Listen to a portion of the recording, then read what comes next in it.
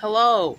So, I don't think I did a patio balcony garden video for September or October, but it's been unseasonably warm, at least in my mind. Maybe it's a regional thing. I don't know. Maybe it's regionally appropriate weather now that we're down south.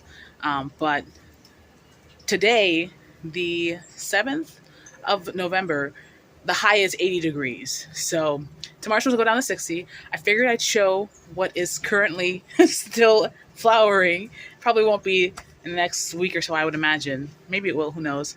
But I figured I'd show and we get on the road. So as you can see, the shelf is very empty. Most of the plants, house plants that I think wouldn't make it outside that I, still want to keep, they were brought in earlier.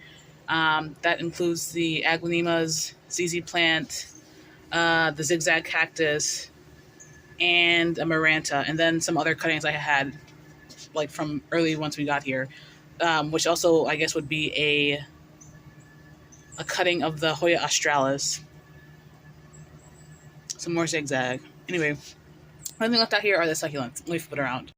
So the leaves are falling, the trees are setting seed, and this is a air plant? I forget what it's called. I forget the common name. But essentially, the only thing I have out here are haworthias and this giant aloe. Whether or not it'll survive, we want to see, right? Because aloe, I think, is or can be native to the Americas. Whether or not that includes the range of the Carolinas, doubtful, but whatever. Again, empty, just the bare, undone. Wow, really a lot of litter falling. The undone greenhouse, but let's continue on. Do have a cutting of Hoya australis I put in here. I want to say that there had been a pothos in there that I took out, and this is the top of this plant that I put in there. If it roots and then dies and then comes back, that'd be great. Experimentation. This philodendron Brazil, and generally all these plants that are still tropical plants that are still doing really well. General surprise, because we did hit the 30s a couple days before this, so we've oscillated between 30s and 80s, and we had a couple days where it was bitingly cold. But a lot of these plants are doing fantastic. Look at these marigolds. A lot of them really just started blooming in these later months. I think those are those double flower giant variety. So I've got that one that's super large. Love that for her. Got some orange. This one is, whether or not it'll open fully, I don't know, but you can see how white it looks. Right. So, very interesting. The quarter line that I cut back and it grew, I don't want to touch it too much because you see there's some spider webbing, but it's still not dead. The begonias, still not dead. Again, but it's fall now, so we love that for us. Initially, I had taken a cutting of this Cuban oregano, this Pocanthrus, but it kind of rotted. But you see, like the Pocanthrus, a lot of the leaves have fallen, but then we have all this new growth where those leaves fell, right? So whether or not this comes back, I would have expected it at this point to go to flower.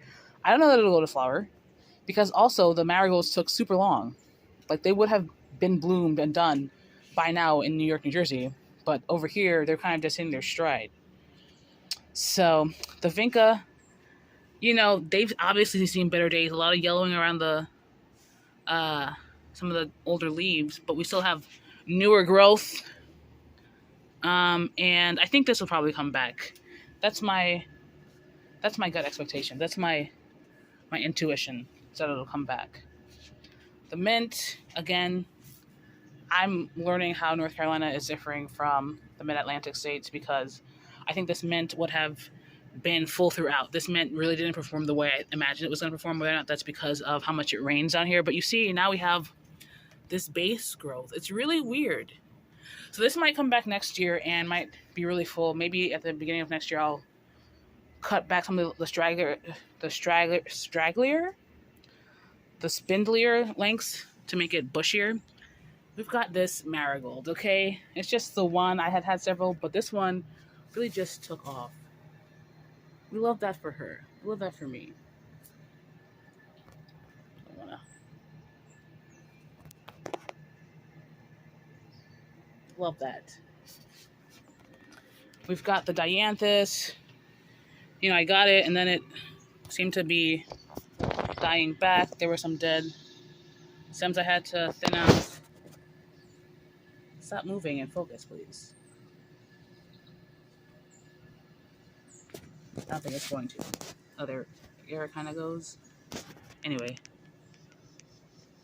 Love that for me. This one is just randomly straggly. I'm sure per some gardening advice, I should, in theory, maybe cut that down to make it bushier. I'll do that next year. Because that is my one perennial. My one outright perennial. So. And then at some point I bought clearance pansies. These were each $1 and they really just took off. And these I expect to kind of last throughout the early winter have kind of done really great. Look at these colors. Like initially the color I saw was more purple and less red. But this is fine too. You know, it really flushed out once I put it in here. Then we have the yellow one. Maybe not so great compared to the purple, but it's still a lovely color. Or this red. The red has been putting out a lot more, a lot stronger growth. So, just another empty pot. Okay.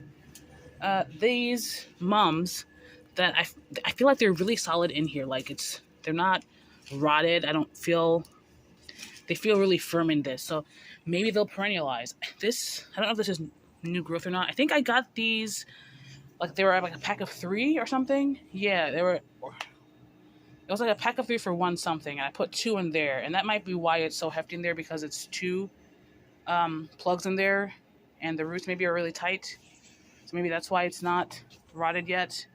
Here's the other one, same, the third of the 3.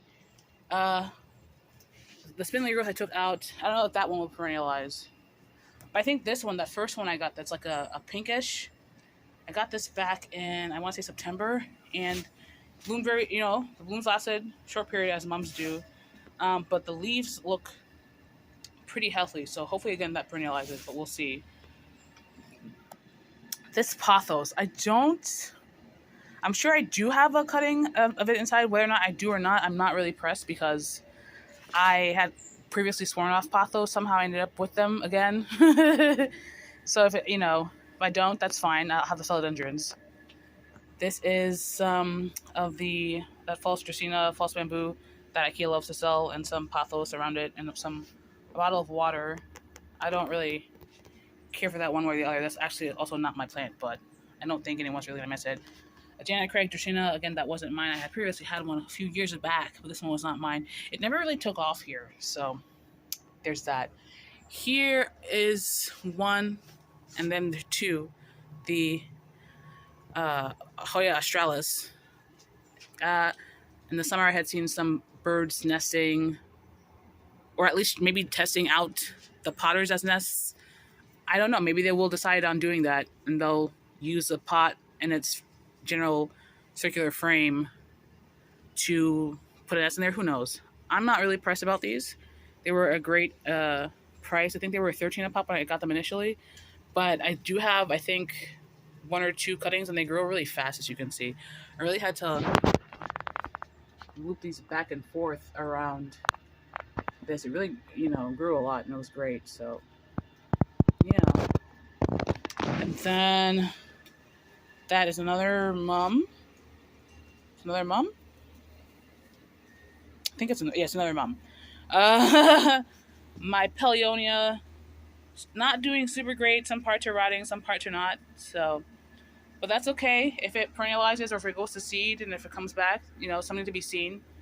But the biggest surprise, my lemon lime maranta really took off. Once it got put in this pot, it really took off. And it's like, again, we've been through 30-degree temperatures and you're not dead yet? Kudos to you. I'm not really pressed about cleaning out the litter from there, the leaf litter. Keep calling it litter.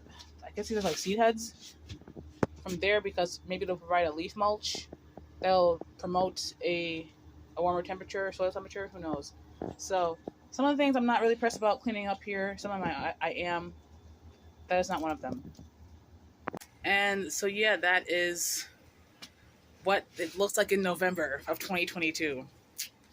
Yeah, shouldn't be, in theory, shouldn't be this way, but you know, random year temperatures have always been happening, and then also global warming and whatnot. So, and I'm already, you know, my winter color is starting to show. So it's winter, or it's not technically winter yet, but you know, we're getting there. Is the idea.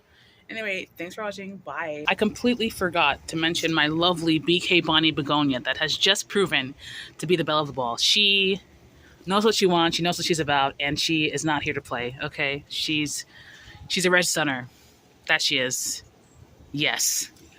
Anyway, and somehow, like, she's never really, like, watered properly, but she, I guess, loves it that way. I don't know. She's a beaut. Anyway, thanks for watching. Bye.